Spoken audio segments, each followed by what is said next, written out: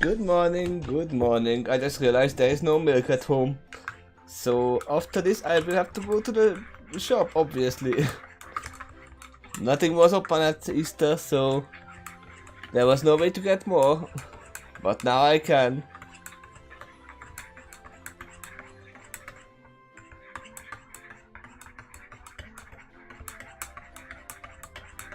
Soon you will be able to see me, not just hear me stirring my coffee.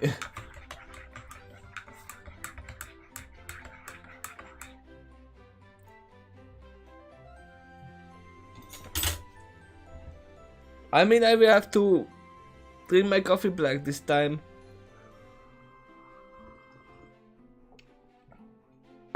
So I will have to be more careful with it.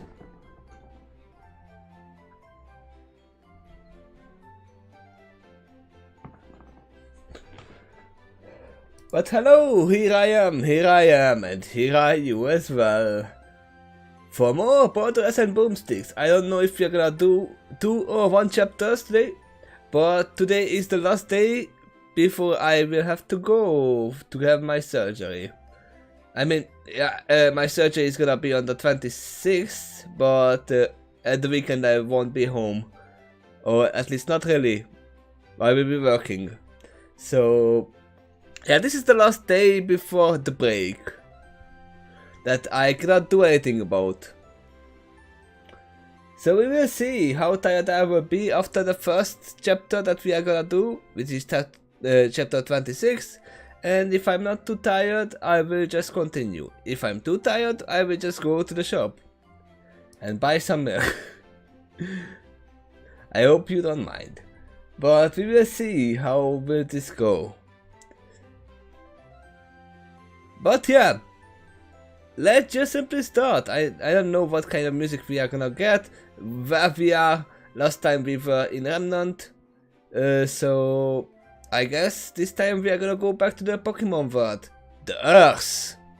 So let's just simply continue from chapter 26. Show me your moves.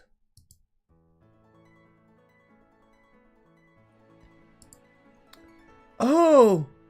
RWBY and Casey chorused, staring at the strange leaping glow emanating from Blake's hand.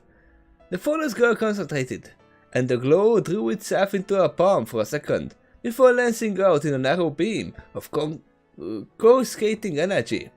It shot across her lap and struck the simple target that had been set up for the purpose, dissipating harmlessly. This space set off impressed murmuring from around the room, as the rest of Team RWBY and their human friends observed the demonstration. Gary and Riley were with them, and Tracy was helping his mentor run the recording equipment, as well as sketching his own observations. Intriguing, Professor Oak said, checking that the commoners had done their job. It's definitely Dark Purse. I've certainly seen it used enough times. He handed the counter his computer sat on, and approached the plate of metal he had propped up, considering the faint mark left behind on the surface. Rather unfocused and imprecise though. I've seen Dark Purse grind almost all the way through plates like these ones before, and there's just a scratch here. Hey, cut her some slack, Yang said, giving the scientist a frown. She just learned it, and in the middle of a fight. Oh, believe me, I'm not attempting to denigrate her achievement. Oak reassured the blonde. I still find it astounding she was able to do it at all, much less to learn it so quickly. I have no doubt that with practice she will be able to bring it up to the sort of power I have seen from Dark Pulse before. Rice ignored the byplay, focusing on a teammate. Explain it to me again, Blake. She tried to teach you Shadow Ball? How? It was pretty straightforward, Blake said with a shrug. He generated one and didn't fire it right away. Then he had me reach out and, well, I could sort of feel it with my aura. I could sort of understand how it was put together, so I tried to do the same thing myself. How it was put together? Darius mused. You mean how the auras were shaped to form the attack? It wasn't like just instantly understood it though. It was like looking at a finished building and trying to picture the blueprints. It was supposed to be compressed, I guess, compressed into a ball, and it would hold that form until something disrupted it. There's a lot more to it than that, but I don't know if I had to words to describe what I was feeling. Why consider that? You were effectively trying to reverse engineer it in a battlefield conditions. Blake nodded. There's another problem as well. The war itself felt different. It's hard to describe, sort of cold, but not empty maybe? Blake frowned as she thought about it. I don't think I have words for that either.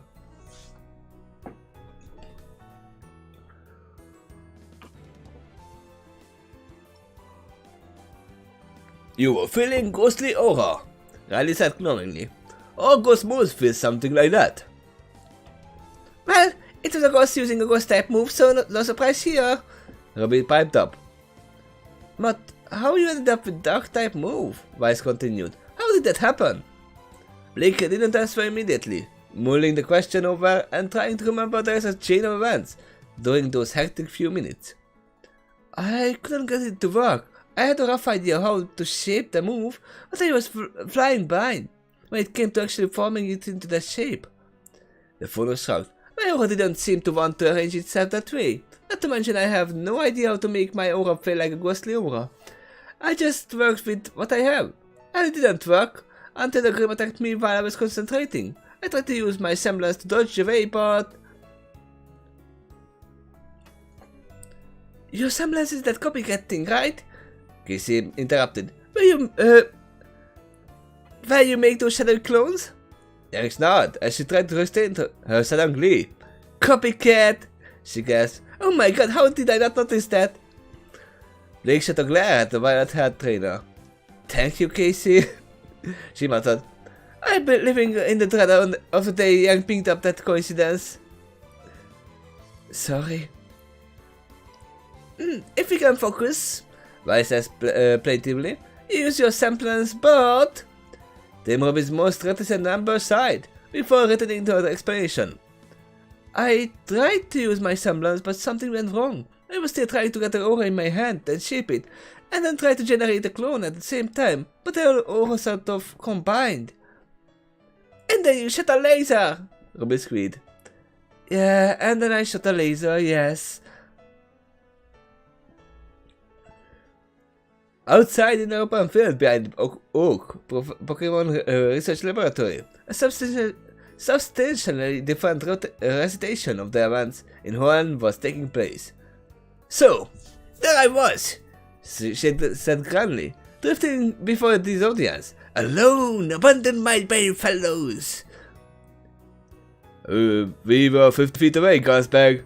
Lars cheered, a grin on his beak. And dealing with the grim breakout without you, Nox added cheerfully. She ignored the peanut gallery, choosing to craft the illusionary pipe to puff on as she continued the story.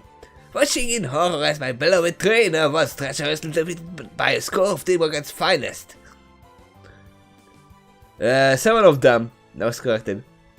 And when you're too busy watching our fight notice her wandering off, Lars snickered. The illusionary monocle appeared over Shade's eye as he popped out an illusionary smoke ring. Bravely, I smuggled myself aboard the transportation, taking the opportunity to reconnoiter and discover the sinister plans. I will admit that making it no thing that the Grim could talk was pretty funny, the bat said. Quit interrupting, Whisper pouted from a perch atop Casey's raticate. I wanna hear this.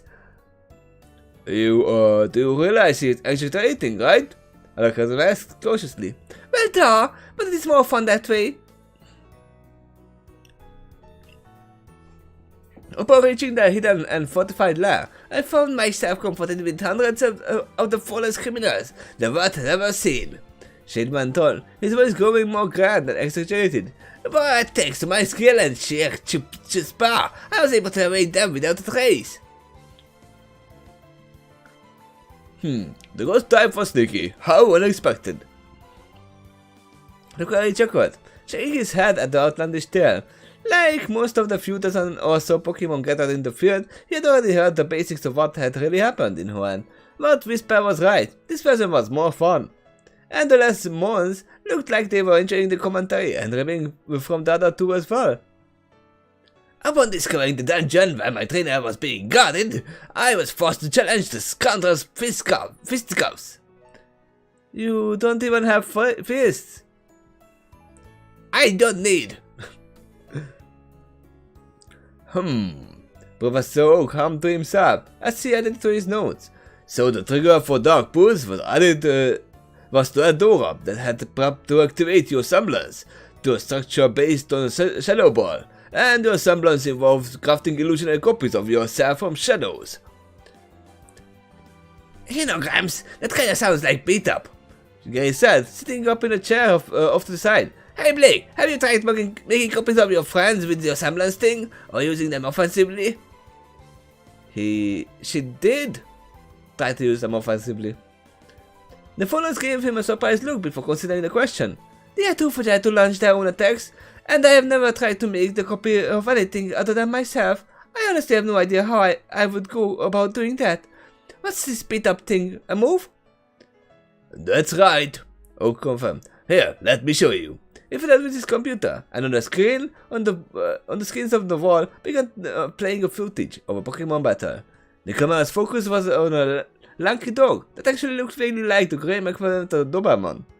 It had raised bones forming rib-like ridges down its back and a larger one on its neck that looked like a macabre collar, and curling ram horns sat atop its head. What kind of... Oh, I know. I was like, what kind of Pokemon is that? I know it's what it is.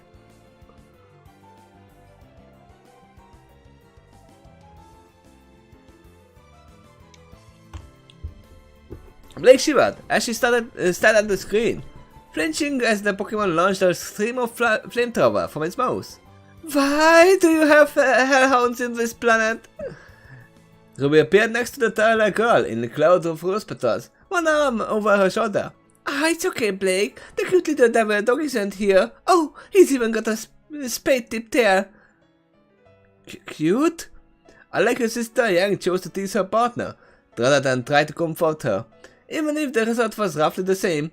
Why, Blake, you're acting like a cat on the hot tin roof. I guess Arcanine is not so bad after all, compared to the Doberman picture here. Vice could only sigh and shake her head in dismay at her teammates' nonsense. Professor Oak grinned at the blonde. I realize you were joking, Miss Xiaolong, but you were actually close. That Pokemon is Houndoom, a fire dark type, and if you will watch this bit of footage... On the screen, Houndoom dodged an attack from his opponent and lashed his tail. Shadows coalesced into existence around him, each shaped like an inky sculpture of a different kind of Pokemon. Houndoom and each of his 5 clones charged their opponent, hammering away at what looked like a boulder with arms, legs, and a face, before the copies disappeared, one after another.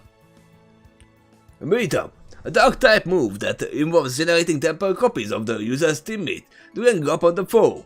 Oak explained. It's actually a somewhat risky move to use in tournament battles for all its usefulness. You see, only teammates who are conscious and battle ready are cloned, so it's best used early in large match. Though that means revealing your order of battle to your opponent, which allows them to plan ahead. Blake shook off her discomfort and studied the recording carefully. I don't even know how I would start to do something like that. Imagine if you could, though, RWBY said enthusiastically. I wonder if you would make copies of Shade or us, or both. Riley leaned back in his seat, removing his hat to run his hand through his hair as he considered everything. Does your aura being used for your semblance feel any different before you create the copy? Not really. Not that I have ever noticed. Oh, human aura. And apparently Phonus as well doesn't take on a type the way the Pokemon does. That our Pokemon does. The app closed his eyes, and a faint flicker of blue appeared in front of them. Would you mind generating a clone now? As slowly as you can. Blake nodded, and did as she was bid, stepping forward and leaping a perfect facsimile of herself, trending where she had been. It stood as still as a photograph for a few seconds, before disappearing into a wisp of black smoke and shadow. Riley's eyes open. That was definitely a dark type aura, and that formed it. The process looks similar to Pokemon using a move that it doesn't share type with, but the conversion was faster and smoother than I have ever seen. Alright, I have a theory.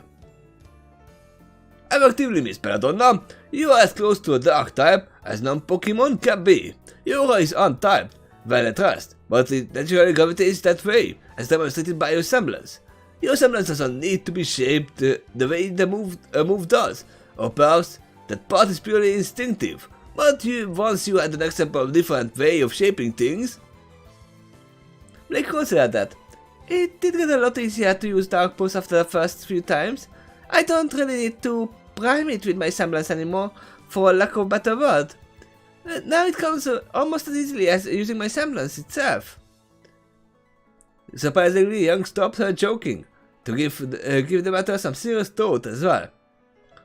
I'm trying to compare how it feels to use my semblance and how it feels to use a flamethrower, she said. I sort of get what Blake is saying. I just apply my aura in a different way. Instead of the strength boost, I start breathing fire. Hey Riley, use your fancy sight on this. Young clashed her knuckles and let her aura surge for a few seconds, as I observed her with closed eyes. Okay, that's interesting, he said. I see both fire and fighting type being filtered from your aura at the same time. Mostly fire, as I'm sure you can guess. It's similar to what I see when I look to firefighting type like your combustion. No, only a sort of shell around you. I didn't realize it before, the last time I saw you do this, but I was much further away, and I couldn't make out as much detail. Okay, but what about now? RWBY asked, before whipping out Crescent Rose and shooting her sister in the head. Wait, what? The non-Hunter all jumped, shocked by the sudden violence, but calmed down slightly as Yang's only response was to shout, "Ow, damn it, RWBY, warn me next time!" I will never get used to seeing that, Tracy muttered.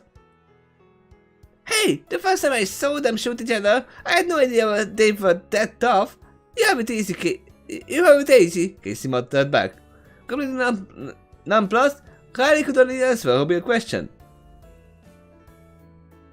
More of both, a lot more.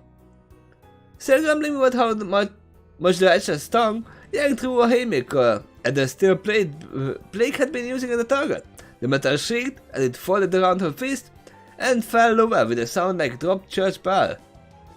What about that? Riley opened his eyes, thoughtful. As you were punching, the type aura shifted drastically in favor of fighting type, but it went back to mostly a fire a second later. And if I use flamethrower? Yang began only to be cut off by Professor Oak. Though I would appreciate if you didn't in my lab. Right, no Asan, gotcha. But if I used it, all the aura I would be using would be fire type, she said, as she leaned over to pick up the slab of metal and prop it upright once more. Which I can make anyway with my semblance, so the aura doesn't feel different than normal, it's just shaped different. Oak nodded. Theoretically, you could learn quite a few fire or fighting type moves on your own, if you knew how to form them. The TM you used gave you a jump start with flamethrower, but I suspect you would have eventually learned it without the device you had a way to learn the pattern and spend enough time practicing. I can already see how incredibly useful Aura Sight is for work like this.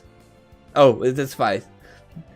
I can already see how incredibly useful Aura Sight is for work like this, Rice said, casting a glance at Riley. Do you suppose you could teach us that technique? Certainly. Do you suppose you could teach me how to wear dust? He asked in return. Gladly. Rice turned to her partner. In the meantime though, RWBY, cross the room with your semblance while Riley watches. Would you? I'm curious what he will see from you. I'm curious as well. It's not lightning, it must be just a normal type, I guess.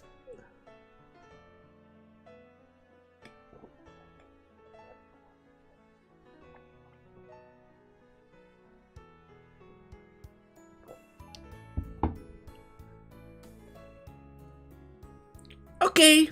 The team leader seemed to vanish. Twist of red and cloud of rose petals drifting in her way, only sign of her as she darted back and forth a few times, finally coming to halt after a third lap. So what am I? Riley held up one of her rose petals, smirking at the excitable teenager. Oh. It has to be grass type then. Care to guess? Rose type? Is that a thing?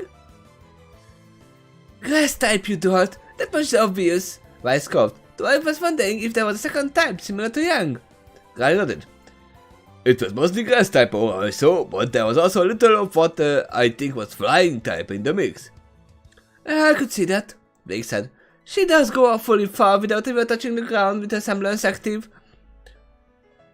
Bet she didn't have an easy time learning Razor Leaf, or Butter Blizzard. She would have. Gray added, then jerked back in surprise as Robin suddenly appeared in front of him in a rush of red. Wow, that would be awfully useful if she learned Razor Rose.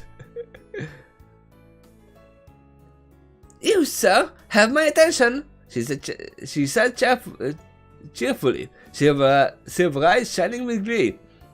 Right, I'm sure there is a footage of those moves on this thing.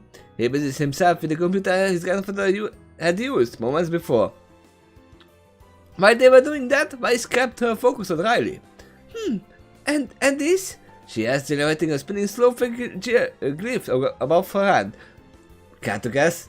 Riley's eyes closed once more, but his eyebrows rose in surprise. Huh. Wasn't expecting that. It consists almost entire composed of normal type aura. So she's not the Ice Queen? Yang teased. That's odd, I sputtered. Young's stupid jokes aside, I was expecting my semblance to be ice type. I tend to get my best results from freeze dust. Well, there is a small glimmer of ice type giving it form, but that's all. You can use a wide variety of elements through dust. Oak mused. Normal types are often able to master moves from a surprisingly wide variety of types, because they aren't elementally opposed to any of them. Your semblance might be similar blank slate, just waiting for the application of any elemental type you care to make use of. Oh, so I guess Vice is just a RWBY. He flipped back through his last few pages of notes, a thoughtful frown on his face as he scanned through the observations and assumptions. I hate to say it, the professor said slowly, but I think we are reaching the limits of what we can do with the tools and information at my disposal. We have come up with an awful lot of hypotheses, but Riley's talents are extraordinarily helpful, but we have largely wandering out in the terra incognita here. I think it's time to pass this on to Professor Kukui. He's the one in Alola, right? Yang guessed. The one who focuses on Pokemon moves? The same. Oak confirmed. Actually, he also teaches class at the local trainer school there as well, and my cousin Samson is the principal. It's how I met the man. Wasn't there something about his wife being involved in the Ultraworm Hall research? Blake added. Indeed she is.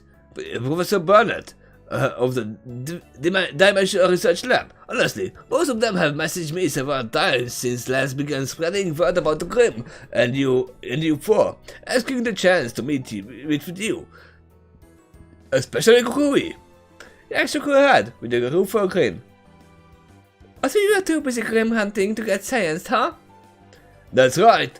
Now that the Grim attacks seem to be slowing to a more manageable pace, this might be a good time for it, Oak said. Well, to be honest, that has me somewhat worried, Vice admitted as she drummed her fingers on Mirtana's grip.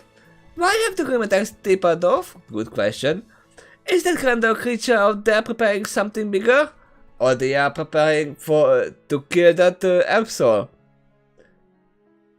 More power to that. Maybe we got lucky and he annoyed the legendary Pokemon. Tracy murmured while he finished the detailed sketch of a wreckage of Yang's target. What? RWBY asked, perking up from the computer screen she had been giggling manically over the past few minutes. Riley, Tracy, Gary, and Oak stopped and shadowed. Garrett took it upon himself to answer the question. Legendary Pokemon are, well, let me put it this way. Ancient cultures tend to worship them as gods, and few are so powerful that there are still people who do. He paused, collecting his thoughts. Even the less powerful legendaries aren't really Pokemon so much as they are forces of nature, literally. Some of them are actually responsible for things like maintaining the world's climate. Tracy stared into space as he ranged through his memories. A few years ago, an arrogant madman took it into his head and tried to capture the legendary bird trio of the Orange Islands, consisting of Articuno, Zapdos, and Moltres. Blizzards, thunderstorms, and heatwaves incarnate. I was there. I saw the way the weather got insane as the balance between the three was thrown off, and if it wasn't for Ash, had read off frowning. Oak nodded solemnly. It's true. They are real, and so is their power. And other legendaries are responsible for other things. When I was a boy, just starting out as a trainer, and I anchored a Celebi, the Guardian of Time. That was really confusing day. Right as well. My home region of Sinnoh claims to be the home of the Creation Trio, the first three Pokemon created by Arceus, the original one, and charged with upholding and maintaining the existence of space, time, and dimension. And there's actual evidence supporting that belief, in every particular.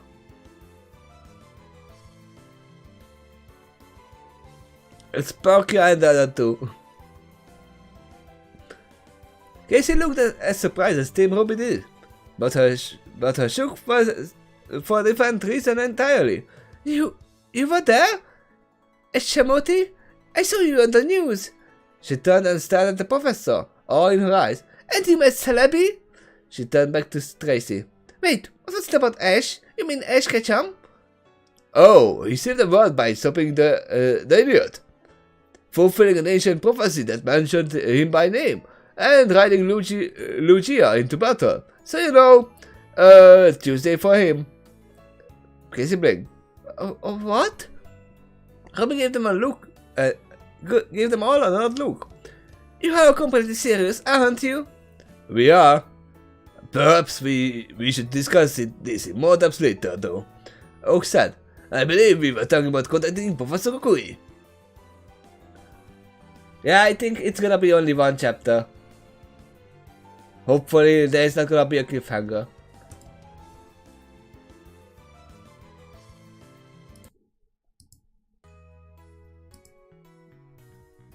Of course I will help! The man on the video screen said cheerfully. I've been hoping to get an opportunity to work with them for weeks! I have no idea what Professor Kukui sounds like, but this is gonna be his voice. Professor Kukui wasn't really what RWBY expected. He was much younger than Professor Oak, for one thing, and looked to be in his late 20s. For another thing, his style of dress looked like he would get along just fine with Blake's friend's son. Oh yeah, it's a Lola. The bald cap and sunglasses weren't particularly odd, but the red-haired huntress had never heard of scientists that didn't bother wearing a shirt under his lab coat. I have to check. How does he look like? Bulba?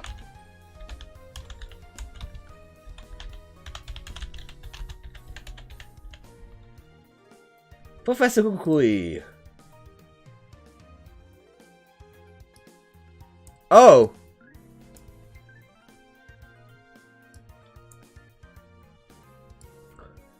Why does this guy look like our friend from Persona 3?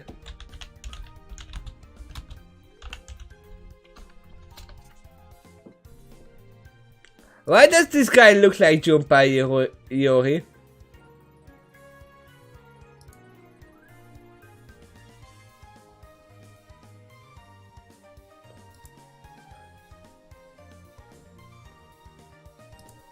Almost the same.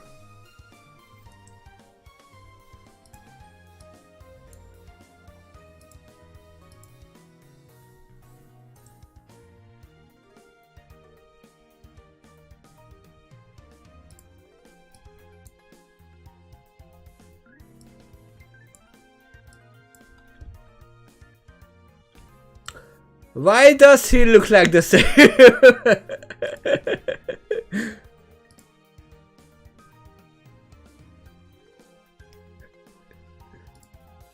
I will not unsee that.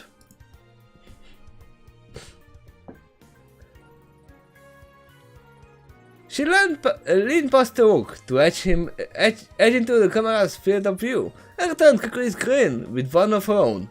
That's great, she cheered. There are so many things I want to try, and Professor Oak says you are the best person to try and figure them out. I'm flattered and eager to hear what you've got in your mind. RWBY felt her hand fall on her shoulder and took her back out of the frame. Turning, she found Vice giving her a look, but not quite glaring. RWBY put it about 0.8 sneeze. Don't cry to Professor Dodd. Oh, lighten up, Bicycle. Don't tell me you aren't excited for this too. Young laughed, and Vice turned to blonde with much harsher look. About 1.2 sneeze, RWBY figured. Vice didn't like the puns based on her name, which was all the more reason to use them as far as RWBY's sister was concerned. Most professors chuckled at their exchange, and Oak stepped aside, gesturing for RWBY to take his place and continue the conversation. She beamed at the older man and stepped up. You were showing me some videos of Pokemon using a move called Put Up Is Out, and I really want to learn to do that. It looks so cool. Kakui's expression became somewhat perplexed, but she shrugged it off. A choice? One time, if one of your friends was able to use Black Bulls, I guess anything's possible. Anyway, I wanted to ask a few things, and maybe get some preliminary data. Lake, who had been amusing herself, watching the quiet squabble between her partner and the harass, stepped up next to the team leader. I'm here. Great, nice to meet you. Okay, so I got a part of the story. Something about your guest trying to teach you a shadow ball, and it came out as Dark Pulse? Lake nodded. We have been discussing that for a while, with the help of an Aura Guardian. Has anyone explained semblances to you? So we gave a sheepish grin, stretching the back of his head. A little bit. Something unique ability, something, alright? That part kinda got glossed over in the reports I've seen. RWBY giggled. It was almost exactly the same thing she had said on the first day at Signal. Blake, on the other hand, sighed, letting her head fall. This is going to be a long call. Well, how about the alternative? Kakui asked, a slight gleam coming to his eyes. After all, it would be easiest to help you learn about the moves and maybe even practice using them, if you came here. Professor gave him a knowing smile. It's taking a robot of self-restraint. You have not begged them to visit, is it? Yes! The younger scientist laughed deprecatingly. I can't even... Deprecatingly? How do you even say that word?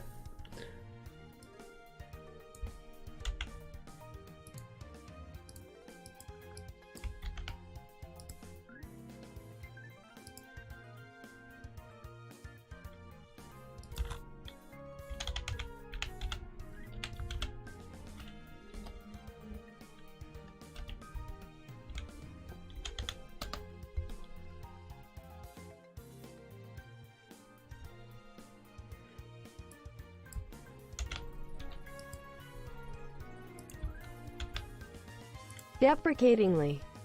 Oh, okay. Deprecatingly.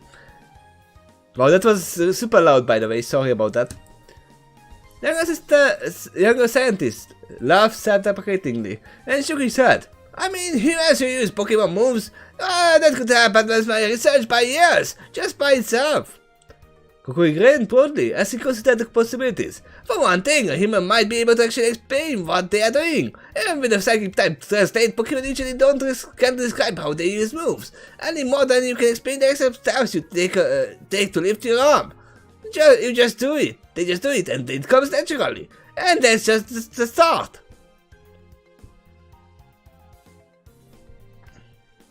Always something that is very poorly understood by modern science. I've heard about it, but other than how it's used in moves like Aura Sphere and Force Palm, I don't understand it. And now you're demonstrating that Aura is possibly the foundation of all moves. I need to know more. We finally seemed to be coming down a little, and his smile grew a little softer. There is a hard right and one way that we could help each other. But there is also one other reason I would love it if you could make the trip out here. My wife, Janet, is head of the team researching the Outer Wormholes, and her dimensional research lab is working with their own crop, and to try to construct the wormhole generator. As far as I know, none of you have a background in dimensional physics, quantum tunneling, or particle research, so I don't know if you would be able to help them. But she was telling me how much she and her team were hoping to meet you, just for the sake of it. Sounds great, Ruby said enthusiastically, but she was yanked around by Wise again. Oh, that Claire is at least 1.9 Cs. She is mad. Ruby, how many times I have told you not to just agree for all of us without discussing it first? Ruby let her partner's car roll over her like water of Doug's back. I didn't touch it. Said it sounds great, which it does. Yeah, it does. Don't you remember the part about Alola being tropical paradise? Young guessed. Wise closed her eyes for a 10 count, before turning to the video call more calmly. We appreciate the offer, Professor Okui, but we do have responsibilities that we can't simply ignore. She saw a grim letter eye at her teammates, even if she maintained her polite and gracious tone for the professor. We need to determine if Lance and Elite Four can spare us, and for how long before committing to anything. Professor coughed meaningfully. When Wise turned to curious look on him, he simply smiled and said one word. Teleport! Wise stared wide-eyed for a moment. Oh, right.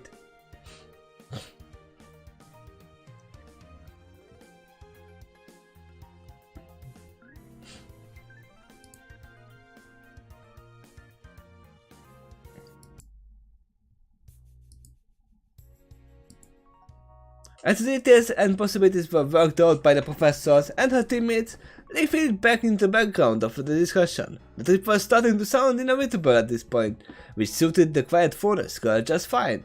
If anything, Alola's climate sounded awful like menagerie, so it might be nice to get a little taste of home. To her surprise, Riley wasn't going to be accompanying them, at least not right away. Apparently, in addition to being an Aura Guardian, he was in charge of an island in Sinnoh that served as training ground and Pokemon habitat, and had the possibility to see there.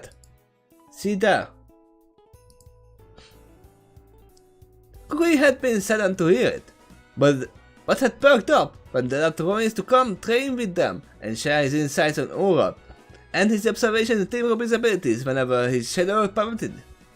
Likewise, Gary and Tracy weren't going to accompany the hunters either. They were after all researchers as well as trainers, and they both had a fair pile of work that had built up while they were helping deal with the initial emergency of the Grim and the girls. Blake glanced at the last member of the little groups, and was surprised to see Casey staying quiet and looking uncomfortable, nervously nibbling on her lip as she listened to the plans taking shape. Is something wrong? Blake asked softly. You look worried. Casey stiffened a bit, startled. Huh? The shorter girl looked away for a moment, then met Blake's concerned gaze with stoicism. I guess this will be goodbye for a while, huh?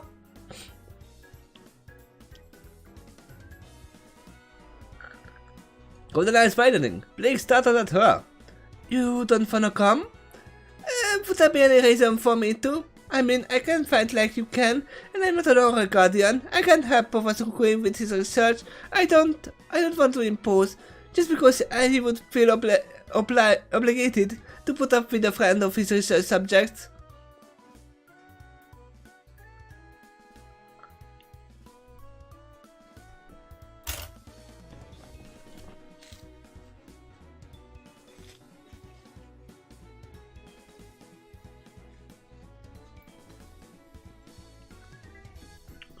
Blake kept her expression neutral, non-judgmental.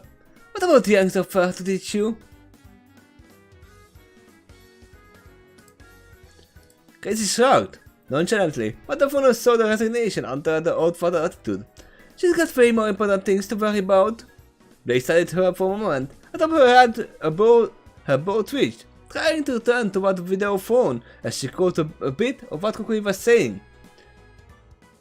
And of course I would love to observe how you train your Pokemon as well. I'm sure having trainers who can actually keep up with them in battle and use tricks and moves of their own would have interesting results on Pokemon development. The phone suddenly grinned. Casey, I need you to answer me with complete honesty. Ignoring the feelings of being unable to help or being a fifth wheel, do you want to keep traveling with us? And do you want to learn how to fight like us? Maybe if... Casey was cut off by a sharp gesture from Blake. No! One word! Complete honestly! Yes or no? Yes, but... The trainer was cut off again, and Blake turned away from her. Professor Kukui? She asked, raising her voice little to be heard over the rest of the group. Would you also be interested in observing how aura is unlocked in a human, and observing a subject undergoing contrast-style training from square one? If someone had taken a photo of Kukui's face in that moment, the resulting portrait could have been hung in a gallery, with just the title, Joy in its purest form. Riley, on the other hand, had suddenly looked envious. Please, promise me you will wait till I look at you and I can join you. We need to see this. Blake turned back to Casey, a smirk glancing her face. You were saying? Casey stared back at the dark-haired girl for a moment, before a wide grin spread across her face. When do we leave? That's gonna be not now. Let's see. Is it working? Yeah, it's Blake's reaction to Houndoom's existence. Sadly, I cannot open that. That one is sadly probably defended by copyright, because I know that that's not allowed to YouTube. Sadly, it's like hey. But let's see, it's 8:22. Yeah, I don't think I will be able to do one more. So sadly, this is gonna be a bit longer wait before I get back. I'll tell you this.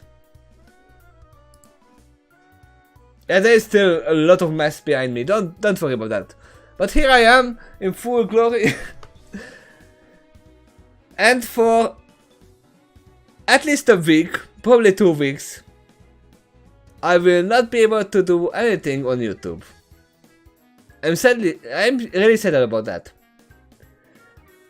But I will be on Discord. You can still talk to me about on there. I will probably not be able to talk literally after that for a while. Hopefully the wound will heal really fast. I really hope that's gonna happen, and I don't have to wait for months or something. But yeah, hopefully that's luckily that surgery is mostly just routine surgery now. When it was first happening, it was just the first time happening in Hungary. So there shouldn't be any complications. It's just the healing process that's gonna be a little bit longer, and I don't want to make it longer by doing something that's unnecessary. So yeah, I'm gonna take a little bit break off from YouTube. I'm still gonna record one baby little episode for the baby people who might be lurking in the shadows right now. And upload it today, but that's all. After that, I'm gonna be gone for 2 weeks, or hopefully less. But I will update you on Discord if anything goes wrong or everything goes well. But yeah, I will tell you when the next stream is gonna happen. I cannot tell you right now, because how could I? But yeah, thank you for being here. Luckily, this is not a cliffhanger point. It is actually just a good point that they are gonna travel to Alola. That's fine. It's a good stopping point for a while. Hopefully, I will get back as soon as possible. But now, I'm gonna leave. Thank you for being here, and see you next time. Bye bye.